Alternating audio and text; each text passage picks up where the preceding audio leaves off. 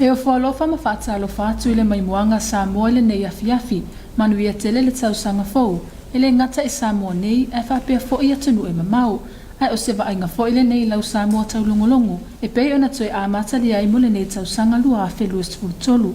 E tomo atu I tala le nei afiafi, au le tala tomo fo ile nei tausanga, o le aso na wha mautu wai a vanoa, o susunga ia oa o mawhale tua ulufale le kolisi wha whaifi awi maalua, ina ua manuia le laasanga o le tautinonga, e pei ona sa wha tautaia le komiti o tamale e kalesia, I le maalama na le la, o se vainga le nei I le report.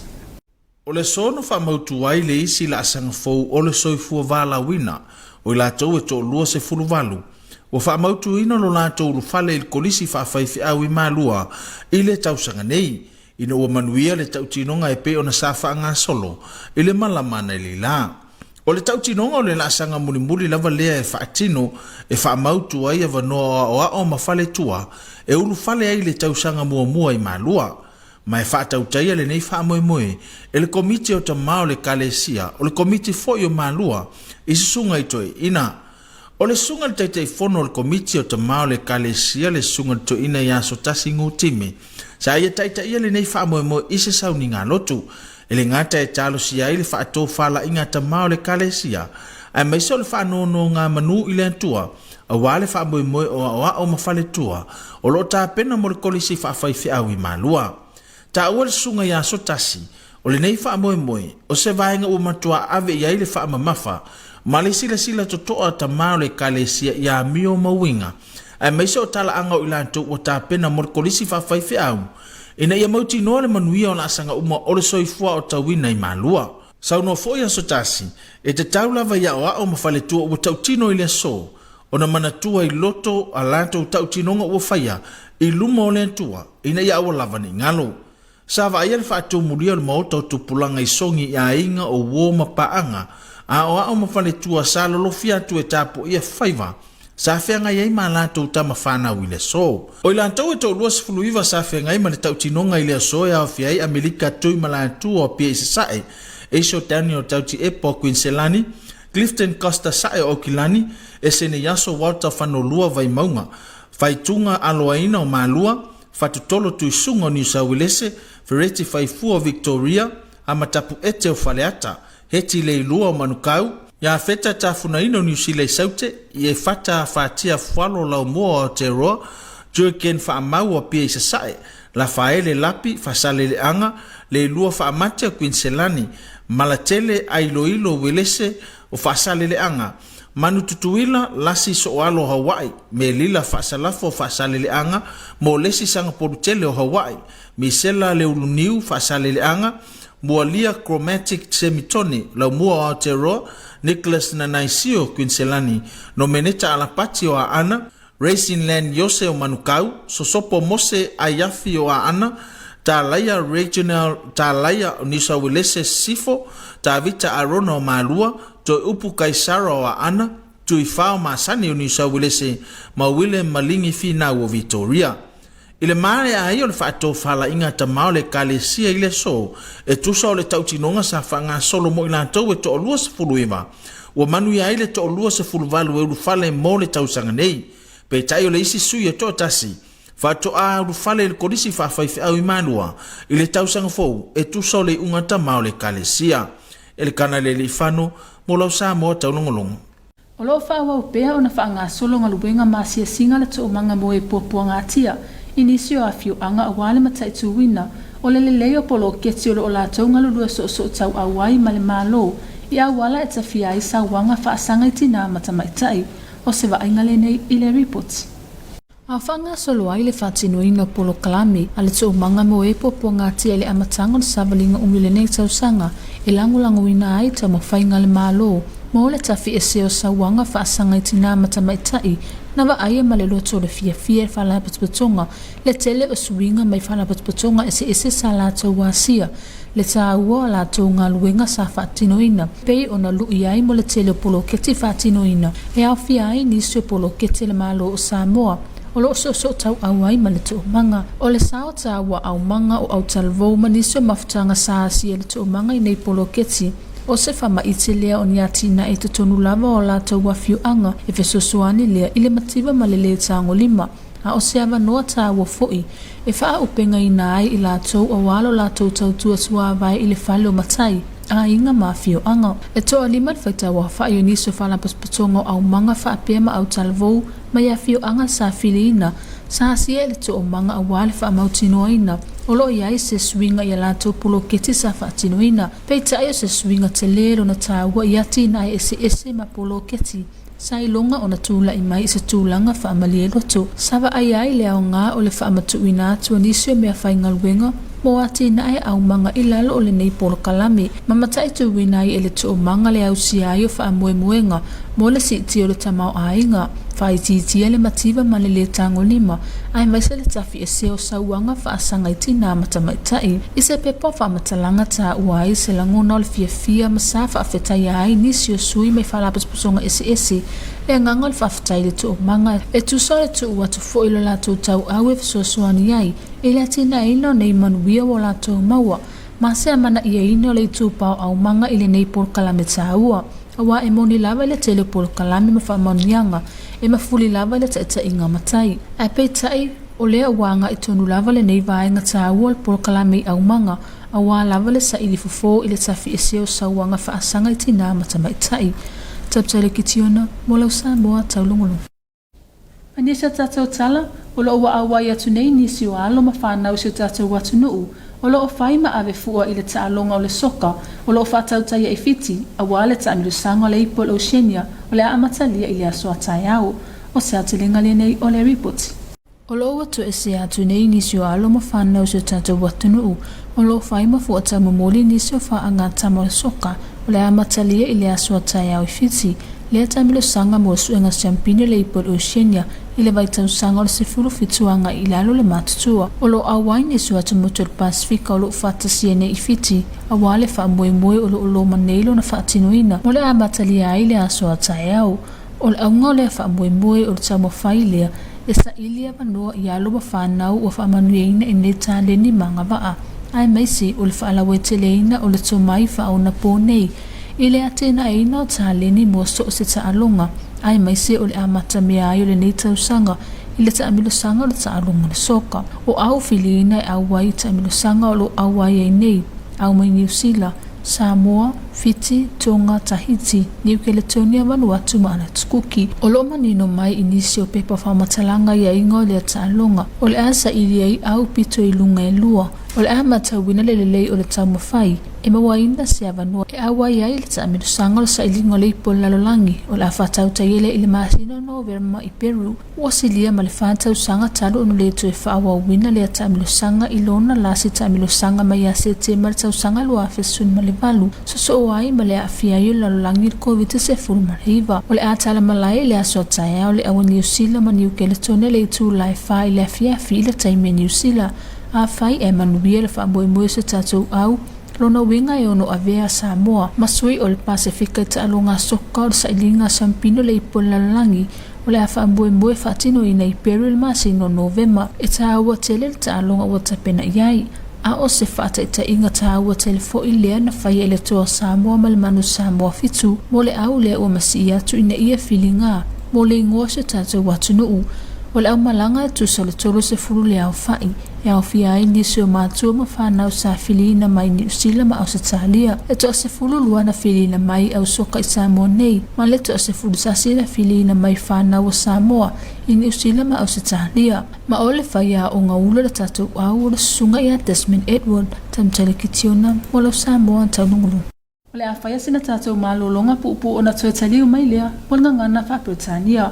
We're going to have some short commercial break, then we'll be back.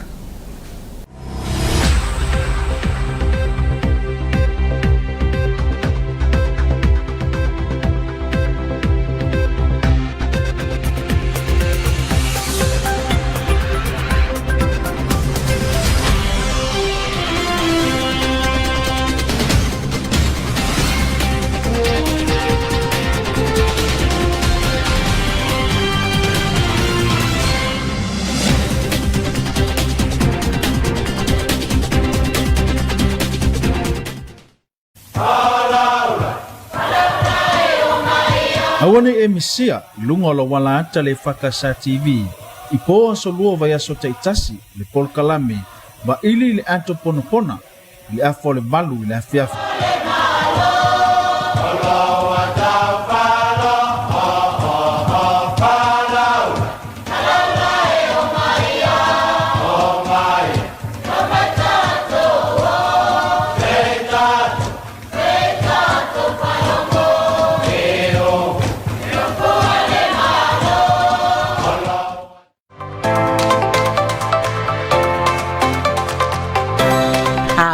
O le fuluma sani. Ia e malama masila fia aunga o le fuluma sani. O le fuluma sani o se wha ia a fia ia la ea o no vai rasi o le fulu e pipisi wha vai taimi.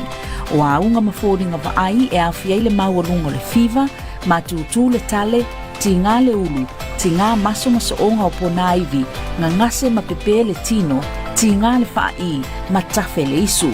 Petu so le lua vai aso pesili atu e mawhai una tale ele tangata wa fia. E vave le pipisi ino fuanga tumutumu e peio fale whainga luenga a onga maketi mawhale oloa. A whaiwo e tinga ina vave va aise fo mai pe vala au le ono o po le valu se lau ono fafa o.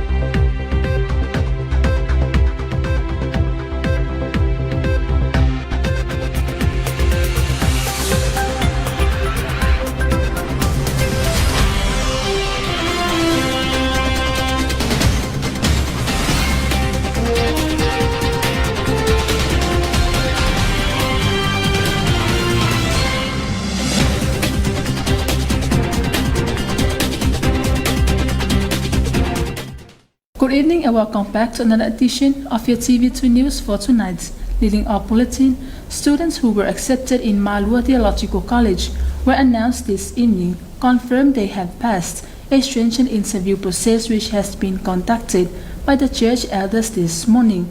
Here's more on this report.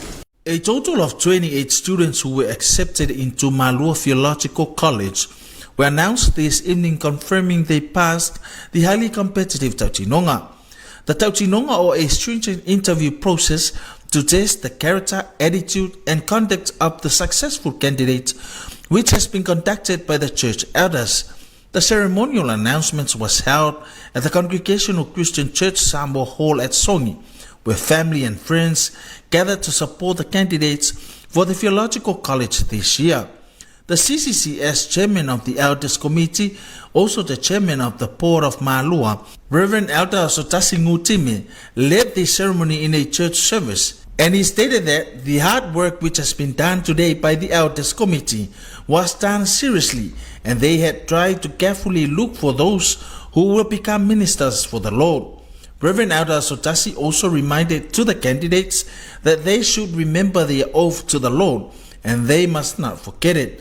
The candidates or students who went through the stringent process today include Amelika Tuimalatu of PSI, Aisho Daniel Tautiepa of Queensland, Clifton Costa Sai of Auckland, Eseneyaso Walter Fanolua of Maimaunga, Faitunga Aloaina of Malua, Fatutolo Tuisunga of New South Wales, Fereti Faifu of Victoria, Hamatapu Ete of Faleanta, Heti Leilua of Manukau, Yafeta Tafunaina of New Zealand Isaute, Ye Fata Afatia Fualo of Laumua o Teroa, Hurricane Whamau of PSI, Lafaele Lapi of Fasaleleanga, Leilua Whamate of Queensland, Malatele Ailoilo Welese of Fasaleleanga, Manu Tutuila Lasi Soalo of Hawaii, Melila Fasalafa of Fasaleleanga, Molesi Sangapurutele of Hawaii, Misela Leuluniu of Fasaleleanga, Mualia Chromatic Semitone of Laumua o Teroa, Nicholas Nanaisio of Queensland, Nomineta Alapati of Faana, Race Inland Yose of Manukau,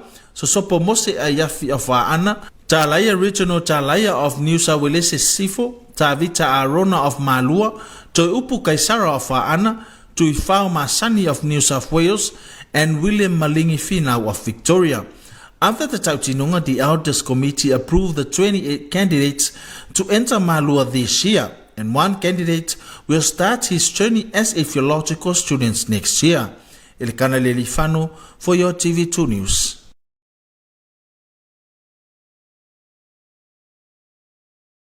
The Samoa Victim Support Group started off this year's agenda by revisiting some of the selected villages, youth and entitlements group projects under the government of Samoa to eliminate violence against women and girls. Here's more on this report. Samoa Victim Support Group started off its 2023 agenda by revisiting some of the selected villages, youth and entitlements group for monitoring purposes to implement the activities under the organization's projects with the government of Samoa to eliminate violence against women and girls. The visits monitor the various livelihood projects by 5 youth groups and 5 entitlements groups to alleviate poverty while supporting their Tautua service in the village. For the groups of youth and entitlement, it was observed that each had earned a fair bit of income from their respective projects, enabling them to serve the church and the village community, with the rest being saved in their bank accounts for future development works. Improved self-esteem was noted as the members of the Samoa Victim Support Group monitoring team talked to the youth and entitlements group. Samoa Victim Support Group managed to obtain feedbacks from the village councils who have drawn by community cards to assist their villages in eliminating gender-based violence. According to a given press release, one of the representatives of the village councils from Wailutai, Fusi Safata, Saleapanga and Lalumaunga, small changes have been observed as the village take notes of the measures put in place to encourage safety in the community while eliminating violence. The selected villages, youth and Aumanga groups visited by Samoa Victim Support Group included Tuana Emeritus Youth, Wailutai, Pata Farelatai, Saleapanga Village Council, Ngangai Fomonga, Falevao CCCS Youth, Lalumaunga and Fusi Safata. Tabjari Kitiona for your TV2 News. In other news, Team Samoa and other Oceanian nations are gathering in Fiji for the start of the Oceania Football Confederation Under-17 Championship starts tomorrow. Here's more on this report. Samoa and 8 other Oceanian nations are gathering in Fiji for the start of the Oceania Football Confederation Under-17 Championship. The 8 squads are gathering in Fiji for the start of the Oceania Football Confederation Under-17 Championship, which will decide the 2 countries to qualify for November's FIFA Under-17 World Cup in Peru. The tournament will start tomorrow, the 11th of January, when New Zealand meets New Caledonia in their opening group game at 4 p.m. in New Zealand time. More than 4 years on from the last edition of the tournament, being held in September 2018, due to the COVID-19 pandemic, the Oceania Football Confederation Under-17 Championship returns. Held across venues in both Suva and Pa in Fiji, the tournament serves as the Oceania qualifier for the FIFA Under-17 World Cup in Peru, with the top 2 nations in Fiji going on to represent Oceania at the tournament. The Group A host nation Fiji will have high hopes after registering a 4th place finish in the last edition of the tournament, with their best ever finish being 2nd place back in 1999. The remaining 2 sides, Tonga and Samoa, will all aiming to progress to the Final 4 of the first time. Group B, New Zealand have won 7 straight editions of the tournaments and in total are 8-time winners, having also defeated Australia back in 1997. In group play, they will face New Caledonia, who have twice made the final and lost to New Zealand 2017 and 2013, along with American Samoa. Outside of New Zealand, Tahiti have the best record among this year's competing nations at these tournaments. That includes 4 second-placed finishes between 2007 and 2015, while at the last edition of the tournaments they finished third. Vanuatu, who last made the final of this tournament in 2005, and Cook Islands round out the group. Our team Samoa head coach is Desmond Edward. Tabjari Kitiona for your TV2 News. And that is the conclusion of your TV2 News for tonight. Special acknowledgements to the Samoa Water Authority for supporting your TV2 News. Until then, good night. Mali tawalunga le na lau Samoa taulongolongo le nei tula o le afiafi pa whetaiel pūlenga o suawai mo langolango ina o lau Samoa taulongolongo. Ai manuia whaasausango ne afiafi tau whaasoifua.